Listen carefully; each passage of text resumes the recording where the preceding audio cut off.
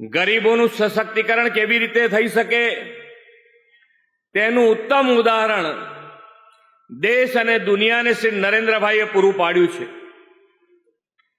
ગરીબોને સહાય સાધન આપીને તેમને આત્મનિર્ભર પગભર કરવાનો સેવા યજ્ઞ તેમના નેતૃત્વમાં દેશભરમાં શક્ય થયો છે. પ્રધાનમંત્રી વિશ્વકર્મા યોજના હોય, જનધન યોજના હોય, સ્વનિધિ યોજના હોય જેવી યોજનાઓથી ગરીબોનું આર્થિક સશક્તિકરણ મોદી સાહેબે કર્યું છે.